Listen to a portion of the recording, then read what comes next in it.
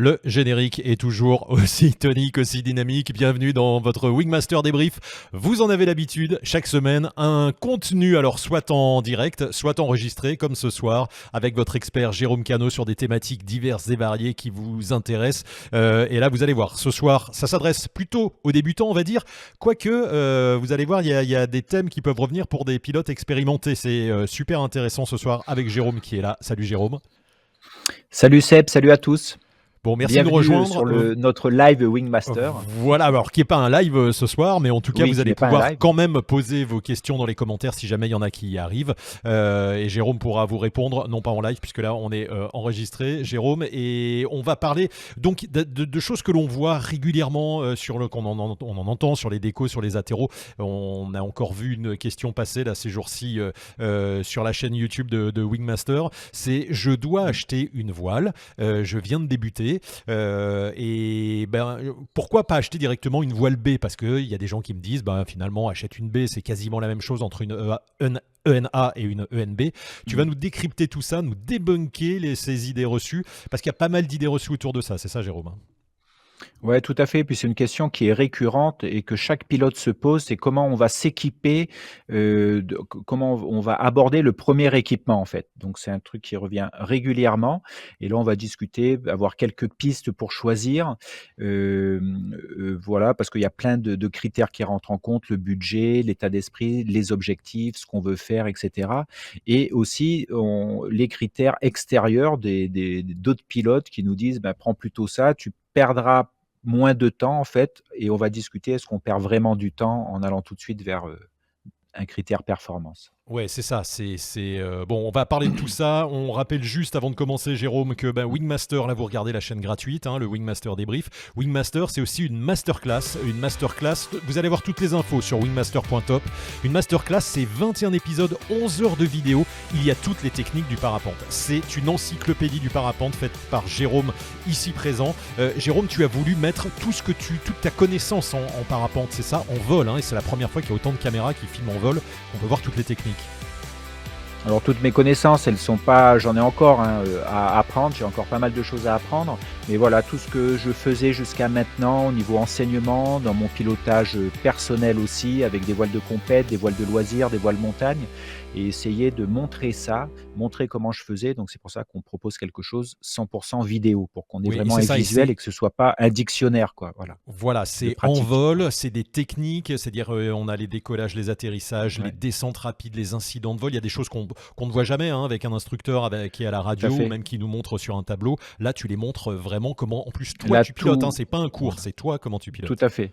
Tous les thèmes sont abordés. Alors bien sûr, il n'y a pas de thème théorique, hein. Souvent on nous dit: «Ça manque de théorie», mais le but n'était pas de faire de la théorie, c'était vraiment de faire de la pratique et de vous la montrer avec des images, comment je fais. Et bien sûr la Wingmaster, cette masterclass, toutes ces expériences que vous allez voir vidéo, tout ce contenu est un complément de votre formation. Bien sûr, ça ne remplace pas une formation, mais vous Bien allez pouvoir évidemment. y revenir.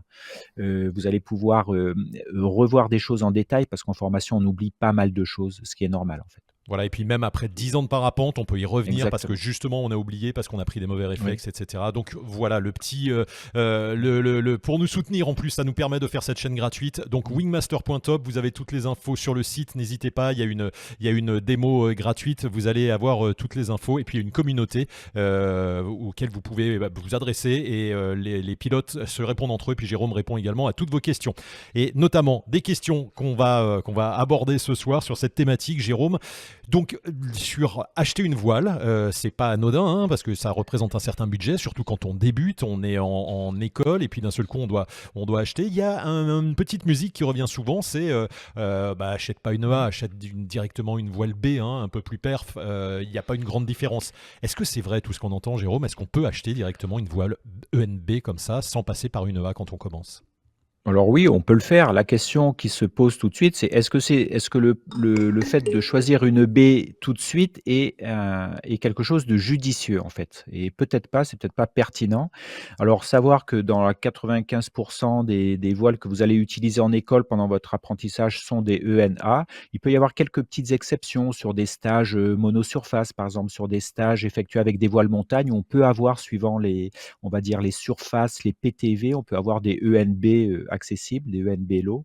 Voilà. Mais sinon, globalement, ça va être des ENA. Et la question va se poser une fois qu'on a fini cette formation, comment on va s'équiper. Donc, il va y avoir plusieurs critères de choix. Est-ce que le critère performance est le critère prioritaire quand on aborde le premier achat de voile? C'est pas sûr du tout.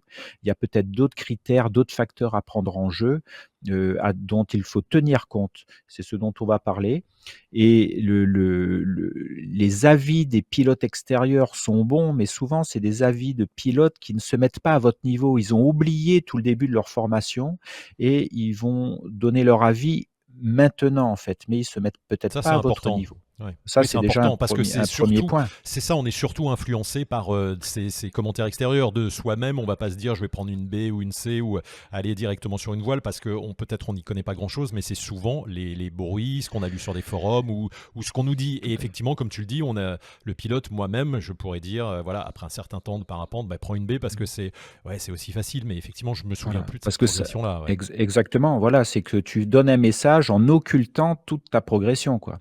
Soit ta progression en école, soit ta progression seule après les stages en école, donc il faut pas oublier ce moment-là. Ça, c'est un premier point.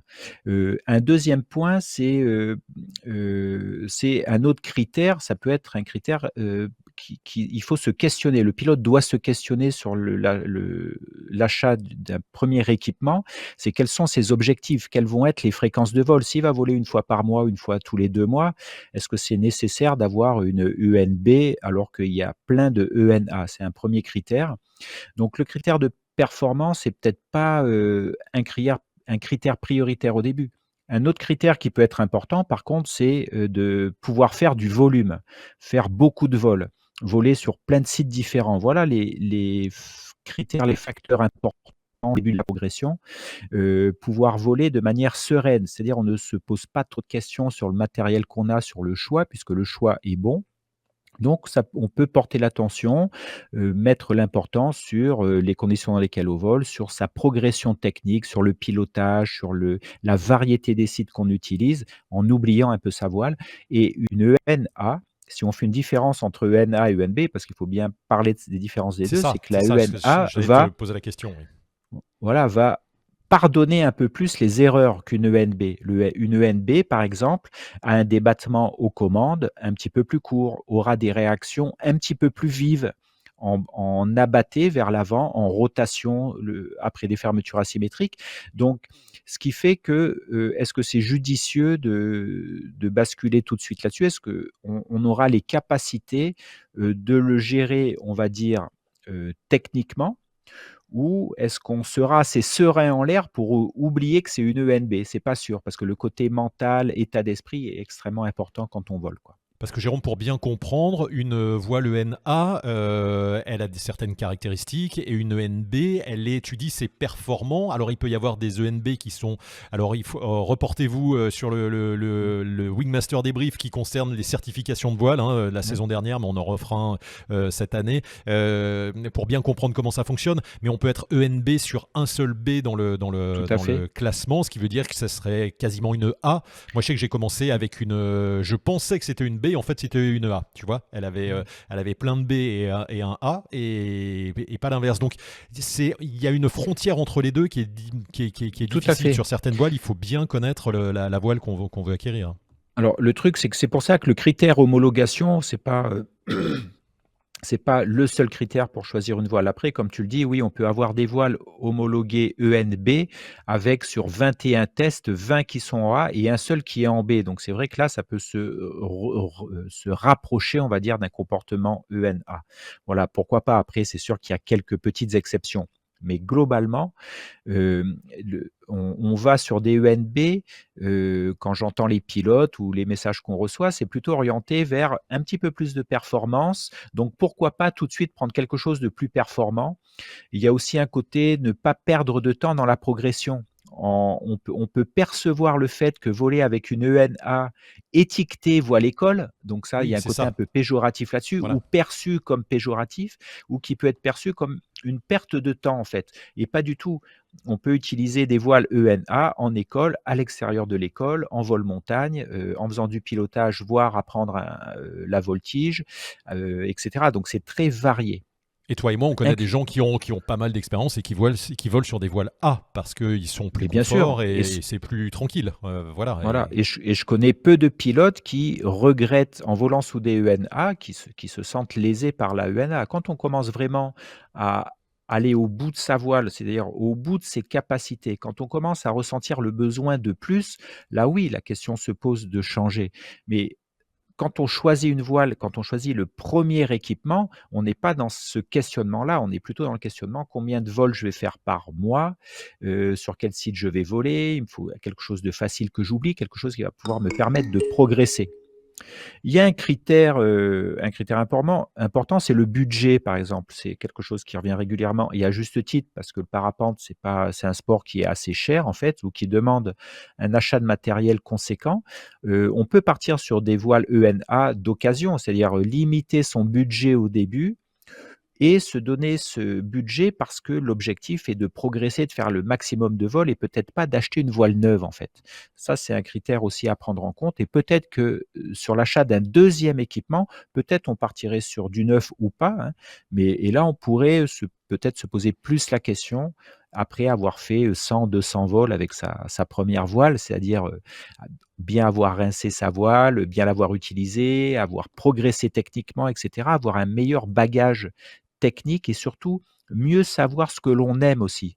Voilà. Au lieu de partir tout de suite sur un budget plus important avec une voile ENB qui peut-être ne correspondra pas au bout d'une centaine de vols à ce qu'on aime au fond, quoi. Voilà.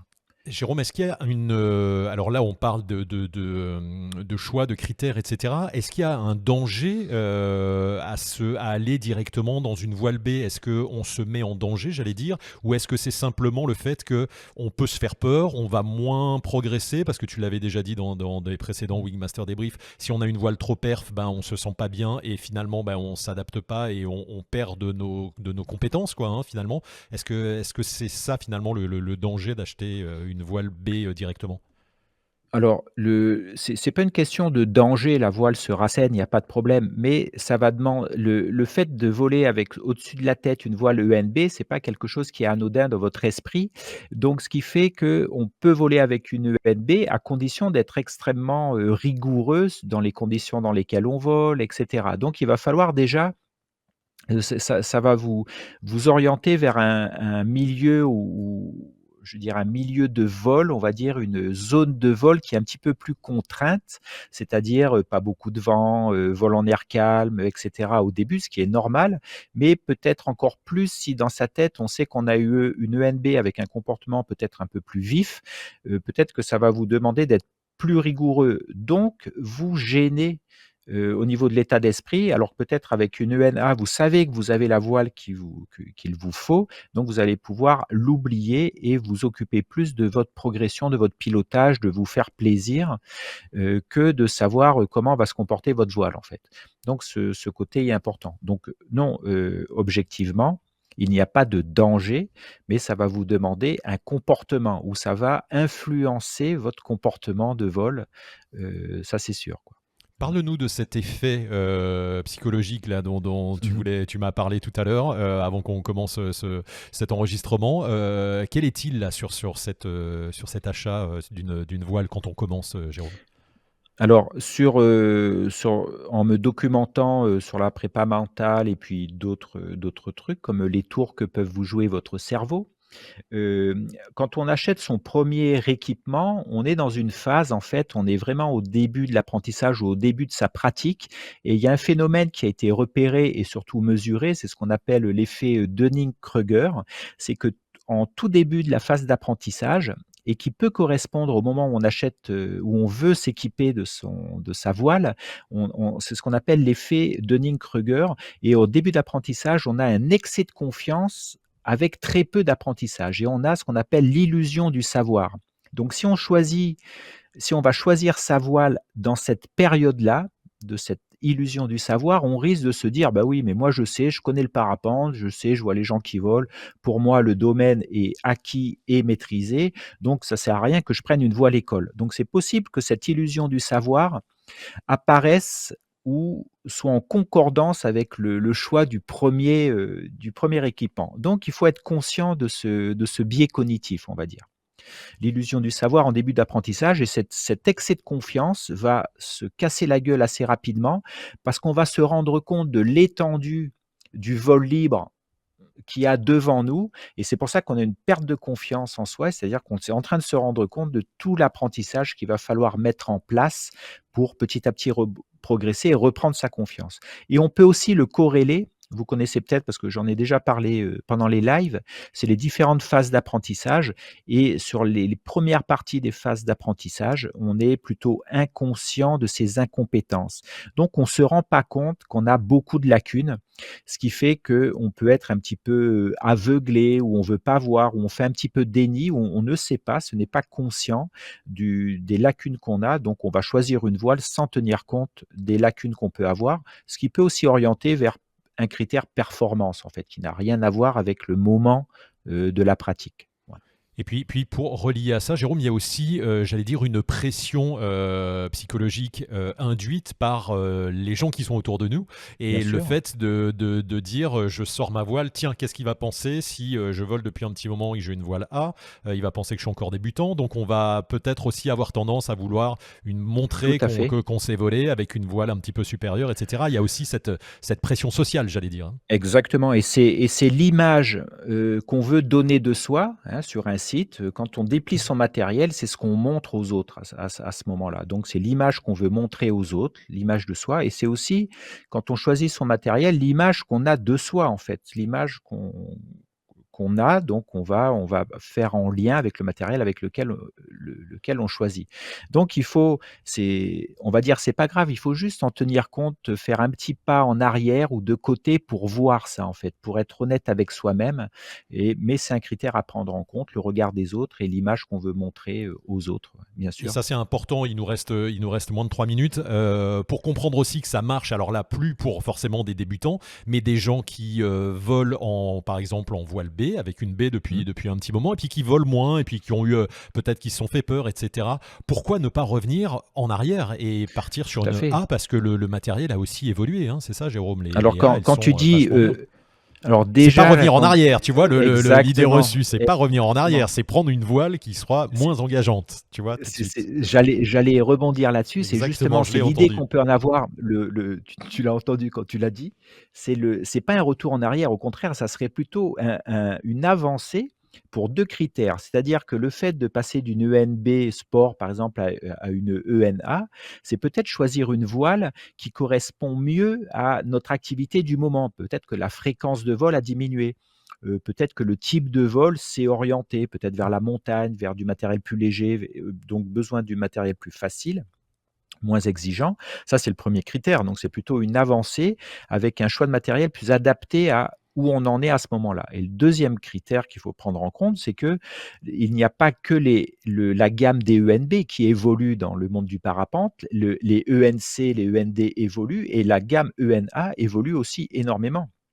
C'est-à-dire qu'on a de plus en plus de performances dans les ENA et on voit apparaître maintenant des voiles ENA et des voiles ENA sport avec beaucoup plus de caractère et un peu plus de performance, mais ça reste toujours dans les critères d'homologation ENA. Donc le matériel ENA évolue, donc on peut très bien avoir des ENA plus performantes qu'une ENB qui date de 10 ans, par exemple. Donc voilà pourquoi il faut prendre en compte un ensemble de facteurs, qui ne sont pas que l'homologation au moment où on choisit la voile. Il y a toute une Ouais. évolution du matériel et Et ce une que tu évolution de dis, sa pratique, ouais. Voilà. bien sûr, et l'homologation ne représente pas la qualité de la voile. Encore une fois, ça représente des Exactement. capacités d'ouverture et Un comportement un dans un comportement. contexte très particulier, voilà. C'est ça, c'est ça. Donc c'est important de se dire une A, c'est pas forcément une voile débutante, B, c'est pas forcément voilà, le choix. Et encore une fois, pour terminer, Jérôme, quand on veut acheter une voile, le mieux c'est de l'essayer. Le matos, même en général, on l'essaye, on part pas sur juste catalogue et les caractéristiques et on va Voilà, faire du donc test, hein. ça peut être une première sélection, c'est le catalogue, les données techniques avec la surface, un petit peu le cahier des charges de la voile, voir si ça correspond un peu à ce qu'on veut, voile légère, voile moins légère et cetera. Après, si on a l'occasion aussi, on peut discuter avec d'autres pilotes parce que petit à petit, au bout d'un an, 1 an d'utilisation, le caractère de la voile va ressortir. terrain. Donc, on peut tenir compte du caractère de la voile si on veut un truc plutôt tranquille ou un truc plus vif, en fait. Donc, déjà, on peut orienter. Et ensuite, l'idéal, bien sûr, si on a l'occasion d'essayer 2, 3 modèles un peu différents pour voir ce qui nous plaît, là. Et vous pouvez aussi demander conseil aux gens, aux moniteurs, monitrices qui vous ont accompagné dans votre progression, vous connaissent et peuvent vous orienter vers des voiles qui, eux, ont bien aimé, qui pensent que c'est des voiles qui vont vous être adaptés, quoi. Voilà, donc Voilà, et effectivement, écouter ce qui se dit autour des amis, des potes voilà. et sur les forums, mais se faire son propre avis et effectivement se renseigner Voilà, auprès de il pros, faut quoi. C'est voilà, c'est sur le important. choix exactement et le choix de la voile se fait n'hésitez pas à vous questionner sur votre pratique pour justement faire une différence avec ce que vous entendez autour de vous et ce dont vous avez besoin. Votre fréquence, le type de vol que vous voulez faire, ce que vous aimez, les endroits où vous allez voler, ça c'est des critères qui sont personnels et qui sont importants, quoi, qui sont indispensables à suivre. Jérôme, tu as entendu la petite cloche? Je Oui. crois que tu es attendu à la caisse centrale. On Voilà, t'attend. on m'attend et tout le Merci. monde tape du pied. Qu'est-ce que je Voilà, fais? mais c'est J'arrive. ça. 20 minutes déjà, c'était très court et à la fois plein d'infos sur pourquoi choisir une voile ENA quand on débute. Merci Jérôme pour toutes ces infos. Merci à vous de nous avoir suivis. N'hésitez pas à poser vos questions encore une fois dans les commentaires, à liker cette vidéo, à la partager et puis à vous abonner à la chaîne Wingmaster et sur la chaîne YouTube et puis également sur Facebook. Merci Jérôme, on se retrouve très vite pour une prochaine thématique. Merci Seb, merci à tous. N'hésitez pas à poser des questions, on prendra le temps d'y répondre. À Merci, bientôt. allez, à très vite.